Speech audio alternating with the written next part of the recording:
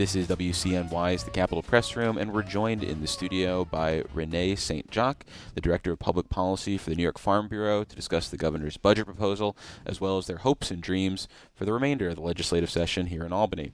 Welcome back to the show, Renée. Thank you for having me. Great to be back. Well, I want to start with some framing we got from the Assembly Agriculture Committee Chair, Donald DePardo, when we spoke with her recently. And this was also, I think, some of the messaging from a report by the State Comptroller, Tom DiNapoli. And this has to do with the impact of federal actions on New York farms, and they have been basically sounding the alarm, arguing that what is happening out of Washington, D.C. is detrimental to New York's agriculture industry.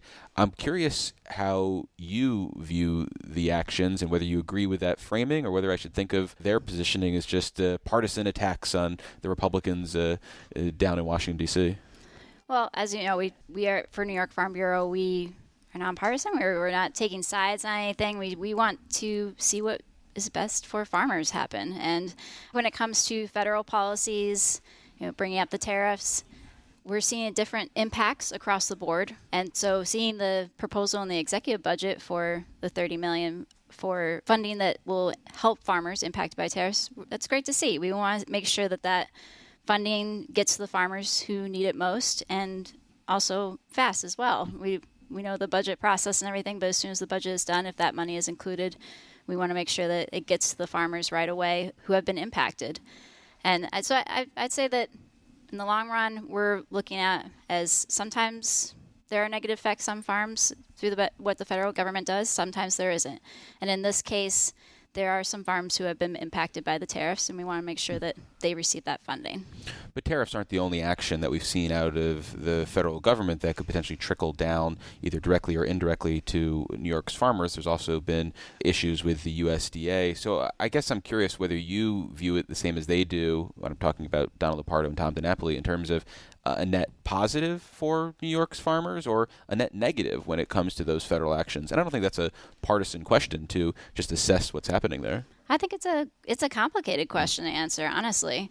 It's not political. It's complicated because New York has a lot of different commodities, a lot of different types of farms, Sure. and there's a lot of different types of farms across the United States.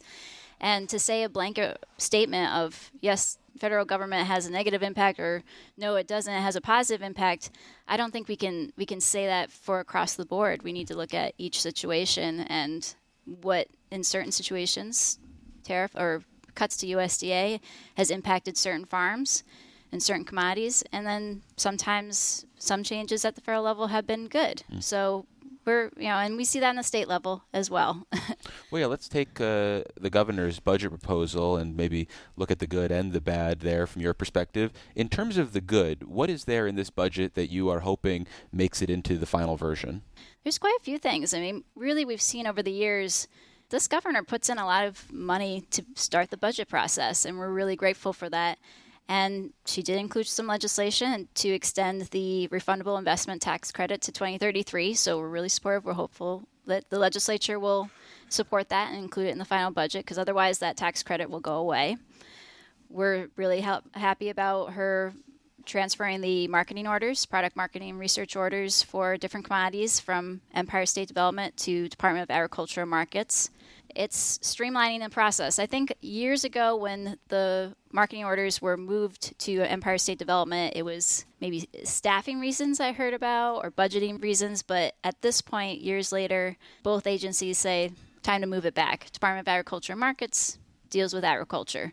They know the commodities. They know how to take those funds and use them for marketing and for research purposes, and work with the farmers who are on the boards that make the decision about those marketing orders. So everyone seems to be cool with the process of moving it over there and just streamlining it and keeping it in the hands of agriculture.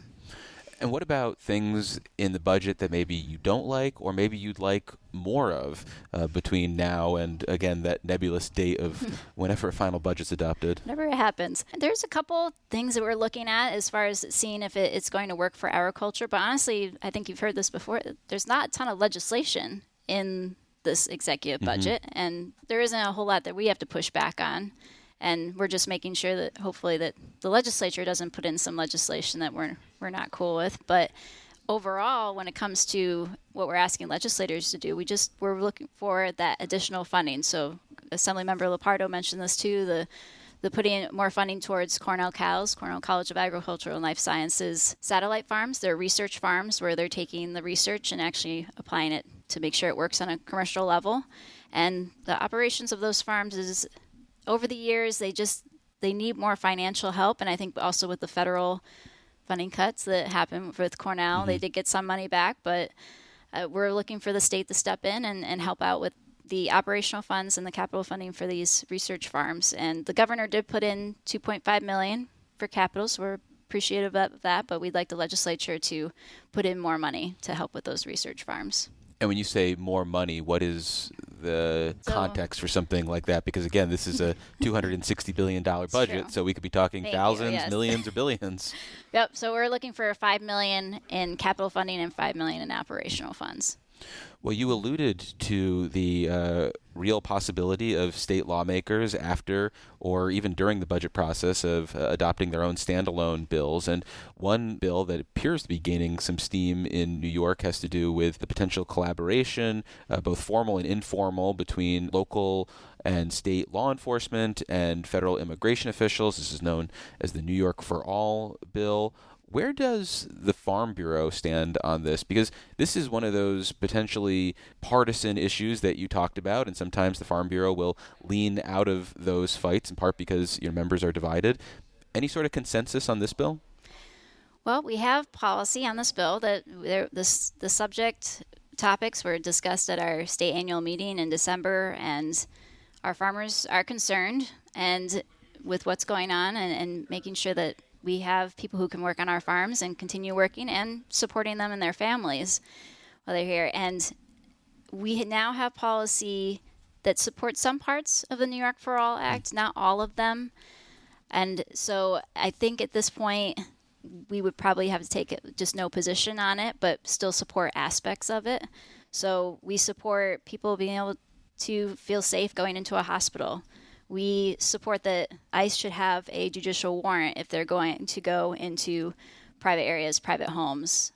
And we also support due process, that there needs to be a due process when they're paid. So there's that policy that we have for New York Farm Bureau that our members voted on and we support. And I think there's aspects of that bill that are connected to this, but unfortunately we don't have other policy for the other parts of the bill that would be able to allow New York Farm Bureau to just go in and put their stamp on it. But that's part of our policy process when it comes to the New York Farm Bureau. Our members vote on what we support and oppose, and this is where they got to when in agreement. When you're looking at when you're looking at all the members across the state voting on this. In the wake of the Farm Bureau analyzing that outstanding proposal, New York for All, we got language from the governor that is basically a competing sort of scaled down program that focuses more on those formalized agreements between local law enforcement and federal immigration officials. What's your gut sense of how the Farm Bureau is going to proceed on that measure? Does the skinny nature of it lend itself to your support, given that there's maybe less parts to be find fault with? We are reviewing what she proposed, and yes, it is a different version, and we're trying to figure out how that falls into our policy.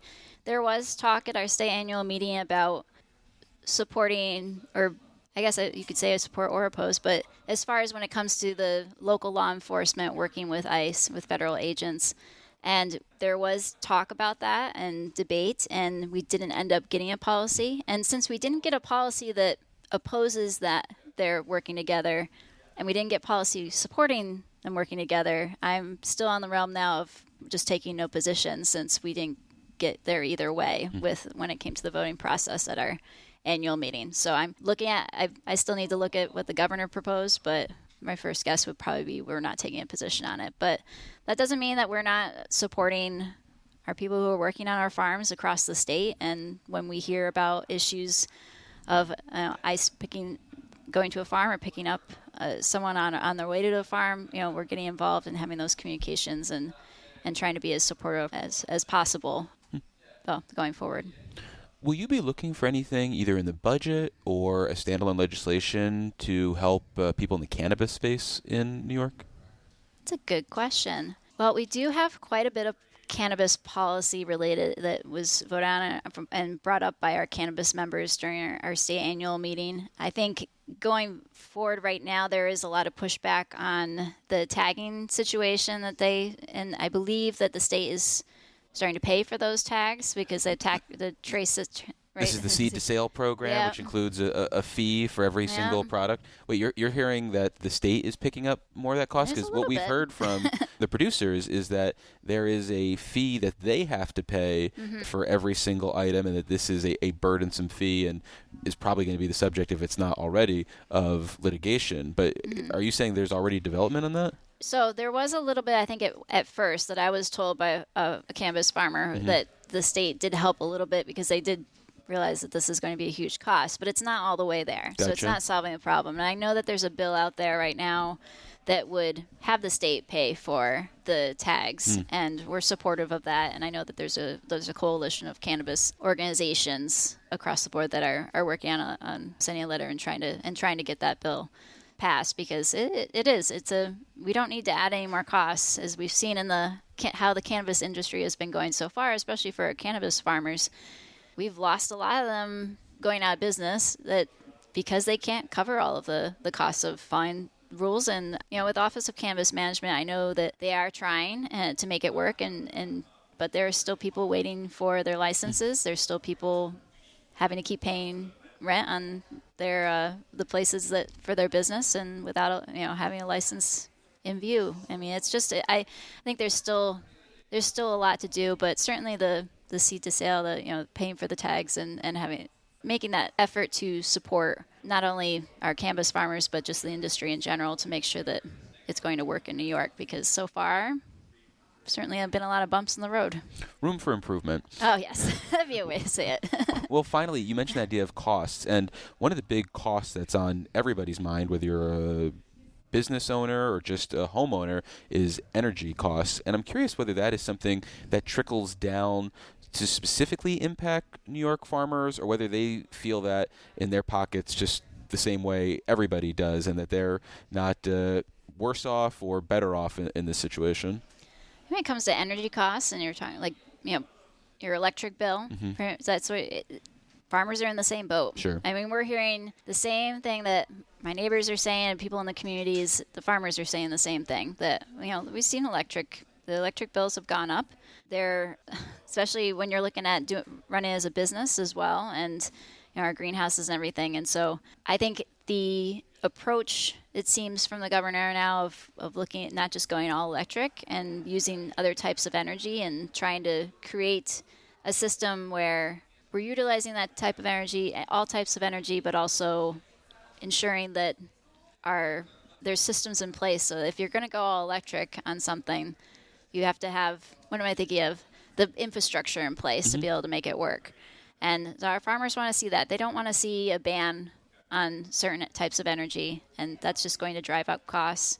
And something that wasn't included, of course, in the executive budget, but we'd like to see in the final budget, is the clean fuel standard. But then also not only just the clean fuel standard, but a way to create that market for the biomethane that farmers are producing on their farms. They're taking manure and food waste and keeping it from going to landfill, that food waste, taking that and putting it into an anaerobic digester and creating that biomethane. And that can be used for biogas, that can be used for biofuel, for replacing diesel. And right now those carbon credits are going to California because they have that market, and we don't have that here in New York. So we want to see something that will work for New York to create that market and reuse that energy that's being produced on our farms. Well, we've been speaking with Renée St. Jacques. She's the Director of Public Policy for the New York Farm Bureau. Renée, thanks for visiting us in the studio. All right, thanks.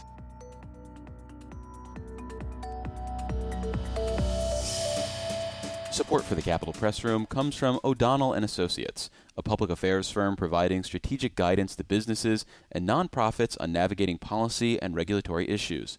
More information is available at o'donnellsolutions.com.